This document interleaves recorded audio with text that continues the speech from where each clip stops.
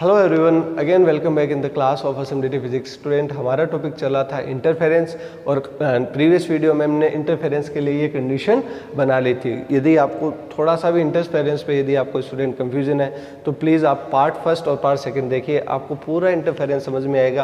क्योंकि हमने यहाँ पे तालाब में यदि अपन एक पत्थर मार के देखें तो फिर वो जो वेव्स बनती है वो कैसे बनती है, उन वेव को हमने लाइट वेव से क्या किया है, मतलब कंपेयर किया और फिर हमने व्यतिकरण और अध्यारोपण को समझा है। और उनको समझने के बाद प्रीवियस जो पार्ट 2 है उसमें हमने कैलकुलेशन की है।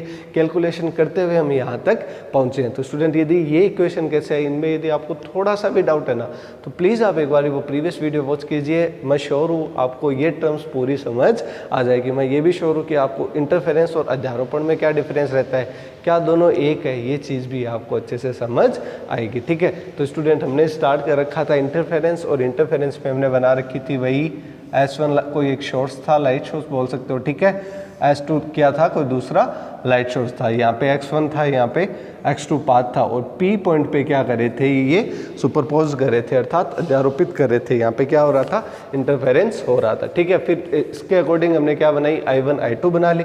अब देखो स्टूडेंट, आपको यहाँ पे क्लियर हो रहा है ना, S1 के लिए क्या होगा, I1 होगा, और S2 के लिए क्या होगा, I2 होगा। ठीक है स्टूडेंट, हमने दो चीज़ें बनाई थी, एक तो बनाया था डेल और एक बनाया था फाई। डेल तो क्या था स्टूडेंट, x2 माइनस x1, और फाई क्या था, फाई 2 माइनस फाई 1। और हमने यह बोला था कि जब दो समान तथा लगभग समान आवृत्ति की तरंग दे दे तो हमने वहाँ पे कलांतर भी क्या कर दिया था, जीरो कर दिया था कि भी दोनों जो तरंगे आ रही है वो समान कला में आ रही है।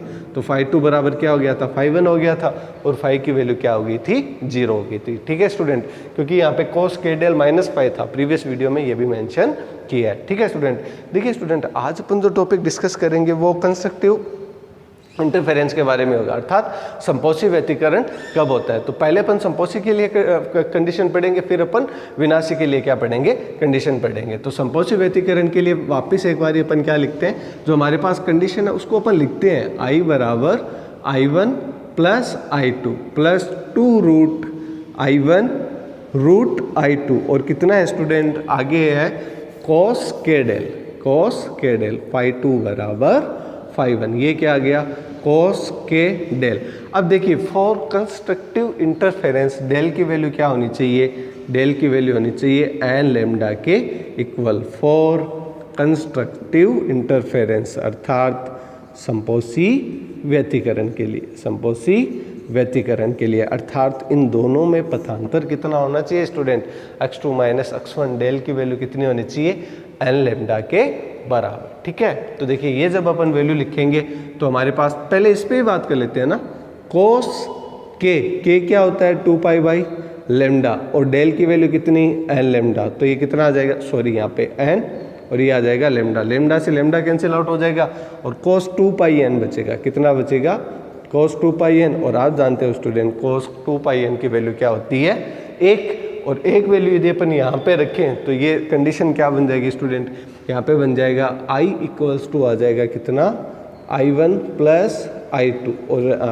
क्या आ जाएगा 2 रूट I1 I2। स्टूडेंट, इसको अपन लिख सकते हैं रूट I1 प्लस I2 का होल स्क्वायर। यहाँ पे अपन क्या लिख सकते हैं, रूट I1 प्लस I2 का क्या हो जाएगा, होल स्क्वायर हो जाएगा। अब देखिए स्टूडेंट, यदि दोनों की इंटेंसिटी क्या हो, बराबर हो, इसका मतलब I1 बराबर I2 बराबर कितना मैं ले लूँ, I0।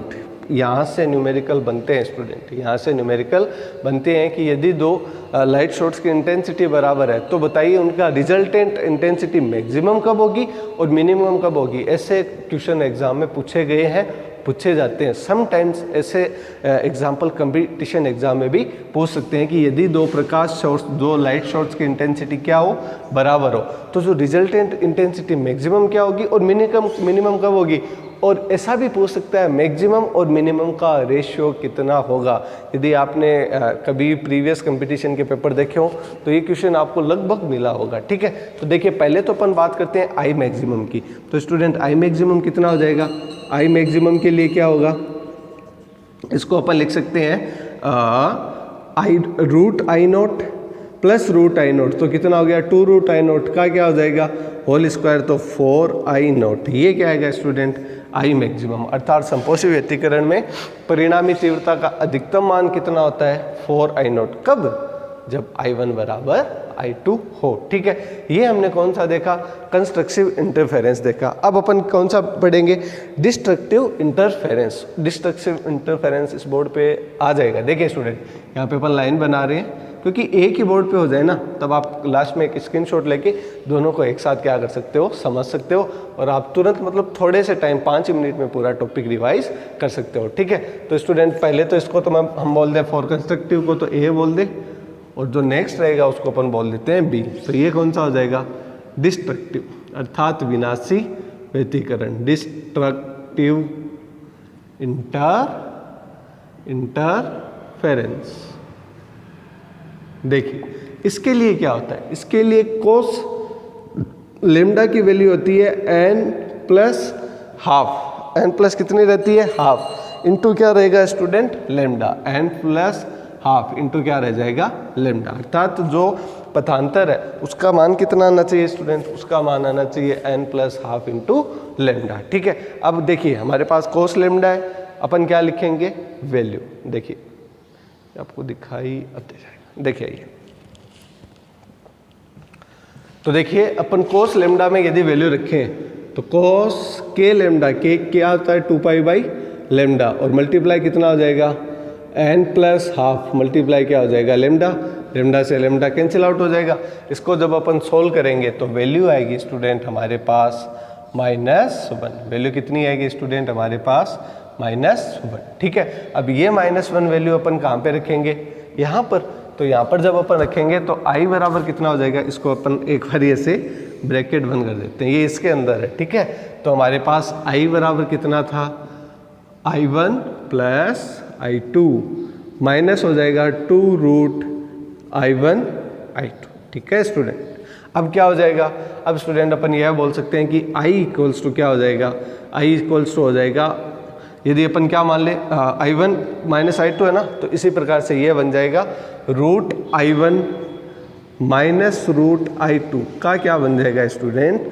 होल स्क्वायर बन जाएगा। अब यदि दोनों प्रकाश स्रोत की इंटेंसिटी बराबर है, ठीक है स्टूडेंट, बोर्ड पे आंसर लिखा है, तो आप बताइए I मिनिमम का मान कितना होगा? जब दोनों प्रकाश स्रोत की जो इंटेंसिटी है वो क्या है? बराबर है। बताइए।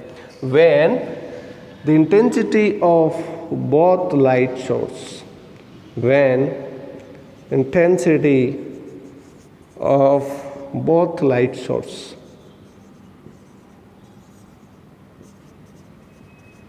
कितना होगा? I1 equals to I2 equals to I0. In this case, I minimum will be 0. क्या होगा? I minimum का मान कितना होगा? 0। कब? जब दोनों प्रकाश स्रोत की जो आवृत्ति है वो क्या हो? सेम हो। और आप जानते हो विनाशी व्यतिकरण में काली फ्रिंजें बनती है। क्यों? क्योंकि दोनों की इंटेंसिटी क्या हो जाती है? बराबर, तो वो कट जाते हैं। तो यहाँ पे क्या आ जाता है? इंटेंसिटी मिनिमम आ जाता है। ठीक है, तो यहाँ पे I मिनिमम विनाशी व्यतिकरण के लिए ये, और संपोषी व्यतिकरण के लिए ये वाली है। ठीक है, अब अपन एक छोटा सा वो जो एग्जाम में क्वेश्चन पूछा जाता है उस पर अपन बात कर लेते हैं। थोड़ी सी एक बार के लिए अपन उसको समझना है बस। ठीक है, देखिए स्टूडेंट, यहाँ पर पढ़ सकते हैं अपन। देखो इंटरेस्टिंग टॉपिक है, समझ आएगा आपको और मज़ा भी आएगा पढ़ने में। हाँ, इस तरफ थोड़ा सा स्पेस है ना, इसको देखिए। आइए, ये बोला जाता है स्टूडेंट, जैसे मान लीजिए कि आपको बोल दिया कि I मैक्सिमम और I मिनिमम का रेशियो निकालो। I maximum upon I minimum का रेशियो कितना होगा? I1 की वैल्यू दे दे मान लीजिए फॉर एग्जांपल 2, एग्जांपल से बता रहा हूँ, और I2 की वैल्यू दे दे 4। ठीक है, तो I मैक्सिमम कितना होता है स्टूडेंट? ये वाला, क्योंकि संपोषी व्यतिकरण है ना, तो यहाँ पे कितना आ जाएगा स्टूडेंट? √I1 प्लस √I2 का होल स्क्वायर, और I मिनिमम क्या होता है? √I1 माइनस √I2 का होल स्क्वायर। अब आप क्या लिख दीजिए? I1 और I2 की वैल्यू लिख दीजिए। ठीक है, जैसे मान लीजिए कि इसको आप 4 मान लेते हैं, और इसको मान लीजिए 25 मान लेते हैं। ठीक है, ऐसे मान लेते हैं। ठीक है, तो I1 की वैल्यू 4 और I2 की वैल्यू 25, तो कितना हो जाएगा? 2 और 5 7 का स्क्वायर कितना हो जाएगा? 49। और ये कितना हो जाएगा स्टूडेंट? ये हो जाएगा I1 की वैल्यू हो जाएगी 2 -5 कितना बचा 3 और 3 का स्क्वायर कितना हो जाएगा 9, तो ये आ जाएगा 49:9। इसको एज आप न्यूमेरिकल भी देख सकते हो। कंपटीशन में बस थोड़ा सा ये देखा जाता है कि अपन अप्रोच कैसे लगाते हैं। स्टूडेंट यहाँ पे अप्रोच क्या है कि संपोषी व्यतिकरण में जो रिजल्टेंट इंटेंसिटी आती है वो मैक्सिमम होती है, जबकि डिस्ट्रक्टिव में क्या होता है I1 - I2 होता है, मिनिमम होती है। तो maximum upon minimum whole square करना स्टूडेंट कई बार क्या कर जाते हैं, भूल जाते हैं, इसलिए प्रॉब्लम आ जाती है। देखिए स्टूडेंट यहाँ पे होल स्क्वायर है, समझ रहे हो, ठीक है, तभी ये वैल्यू बनी है। और यदि आप रूट भी करोगे तो वापस क्या आ जाएगा वैल्यू, तो वो लगभग क्या रह जाएगी बराबर। तो ऐसे कुछ एग्जाम्पल देखे जाते हैं, ठीक है। तो आई होप स्टूडेंट आपको ये डिस्ट्रक्टिव और कंस्ट्रक्टिव इंटरफेरेंस समझ आया होगा। फिर भी यदि आपको इस वीडियो से रिलेटिव कोई भी डाउट, कोई भी क्वेरीज है तो आप मेरे को मैसेज करके या कमेंट सेक्शन में कमेंट करके पूछ सकते हो। Thanks for this video watching. Next student अपन जो स्टार्ट करेंगे वो रहेगा व्यतिकरण के लिए ऊर्जा वितरण, और फिर अपन स्टार्ट करेंगे कौन सा, फ्रिंज चौड़ाई का फॉर्मूला। फ्रिंज चौड़ाई के फॉर्मूले से कुछ कई बार एग्जाम्पल और कई बार ये डेरिवेशन पूछ लेते हैं, ठीक है। और दूसरी बात स्टूडेंट, यदि इस पोर्शन से यदि आपका MDS यूनिवर्सिटी में न्यूमेरिकल आता है तो हम सारे के सारे न्यूमेरिकल क्या करेंगे, सोल्व करेंगे। यदि प्रीवियस ईयर में आए हुए हैं वो भी अपन क्या करेंगे, डिस्कस करेंगे। आई होप स्टूडेंट आपको ये वीडियो समझ आया होगा।